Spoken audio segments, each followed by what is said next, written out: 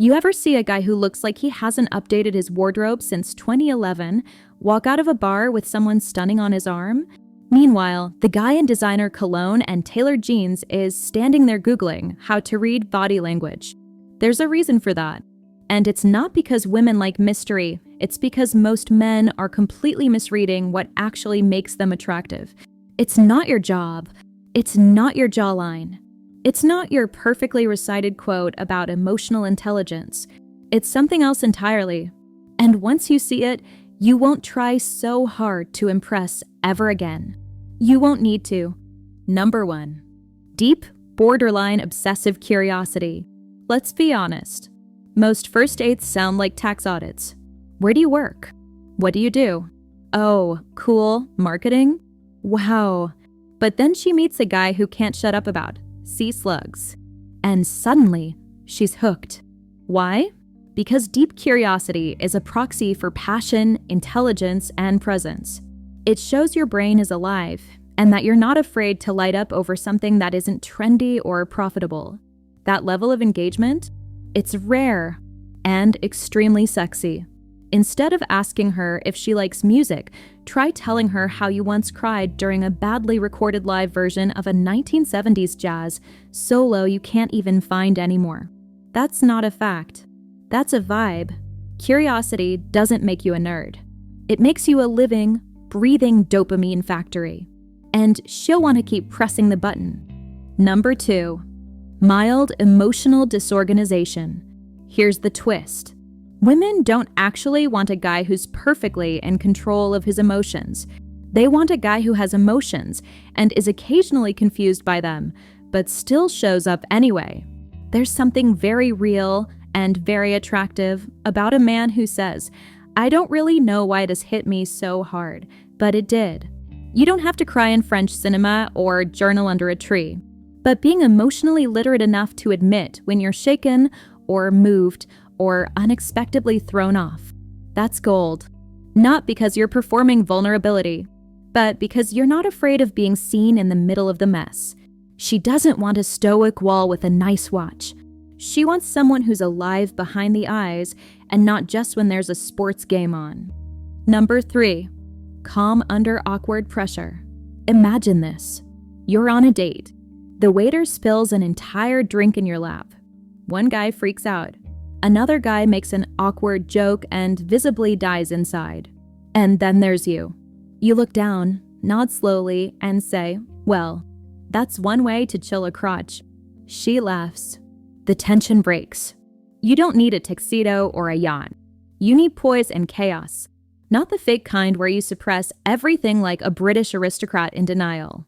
The real kind where your emotional temperature stays stable even when life throws soup at your pants. It's deeply attractive because it says, "I've got this. And even if I don't, I won't make it your problem." Women notice that. They feel safer. And that safety? It creates space for desire. Number 4. Weirdly specific self-expression. Let's just say it. Most people are allergic to detail. You ask someone what kind of movies they like, and they say anything but horror.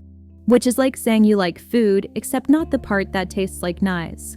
Now picture this. You ask the same question, and the guy goes, "Only mid-budget films where the main character has unresolved trauma and a weird relationship with their pet." Suddenly, you're intrigued. Because that's not a preference, it's a portal.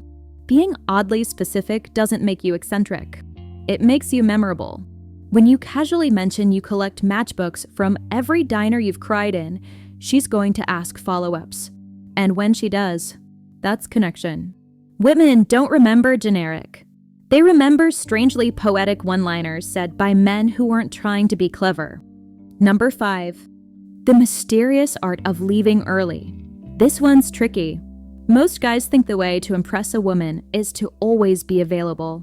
Text back instantly. Stay until the last drink. Hang on her every word like a Labrador in a tuxedo. But there's something deeply attractive about a guy who knows when to exit. Not because he's cold, but because he's complete. When a guy ends a conversation at its peak, politely, kindly, without apology, it creates a ripple. It leaves room for curiosity, for longing. For her to realize, wait, that was interesting. Where'd he go? You don't need to play hard to get. You need to not be desperate to stay. That subtle retreat? That's power. Not game. Not manipulation. Just emotional self-respect. And yes, you'll get called mysterious. Enjoy it. Number 6. Zero interest in social hierarchy. Here's the curveball. You walk into a room. There's a guy chatting up the host like it's a job interview. He's loud. He's shiny. And then there's another guy quietly talking to the old guy in the corner who brought his own chair. Guess which one she notices? When you don't perform for status, you become status. It's not about being aloof. It's about not bending your personality to match whoever you think holds the social power. Women pick up on this instantly. When you treat the bartender, the doorman, and the CEO with the same energy, it sends one loud message. This guy doesn't need to flex. He's already rooted. And you know what's sexy? A man who doesn't hustle for approval like it's a limited edition sneaker drop. The quieter confidence, the kind that doesn't need to win the room, that's what holds the attention of the room, including hers. Number 7. The silent signal. Let's start with what this isn't. It's not smirking like you have a secret. It's not leaning in dramatically like you're about to pitch a perfume ad. It's being still, being present. When a guy can sit across from a woman, say nothing for a few seconds, and not look like he's being punished, it creates tension. The good kind. It's confidence without ego. Attention without desperation. It's the absence of effort that makes her lean in to feel the presence. Most men rush to fill silences like they're potholes. But a guy who can breathe, hold eye contact, and just exist without performing, that guy makes an impact. Because it tells her something most words don't. You're not afraid of being seen. You're not trying to control the narrative. You're just there, with her, without armor. That's rare. That's sexy. Here's the funny part. A lot of guys think attraction is about adding layers, better clothes, smoother lines, impressive facts, a curated personality that's dateable.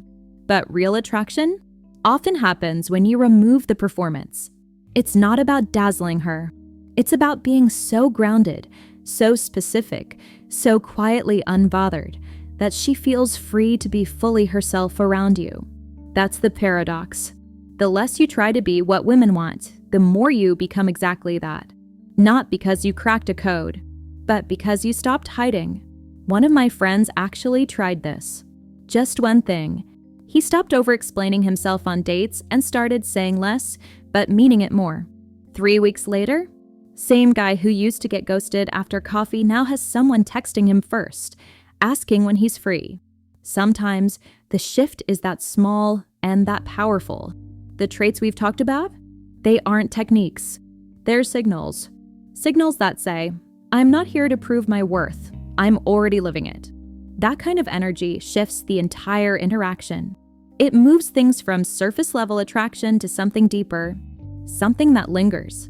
So, if there's one thing to take away from all of this, it's this. Don't upgrade your game. Upgrade your presence. Don't chase chemistry. Create gravity. Here's your move. Pick one of the traits we covered, just one, and lean into it this week. Don't try to be more impressive. Try to be more honest. Watch what happens. And then come back here and tell us which one worked. We're all figuring this out together. If you liked the video, don't forget to subscribe to the channel for more such videos. Thanks for watching.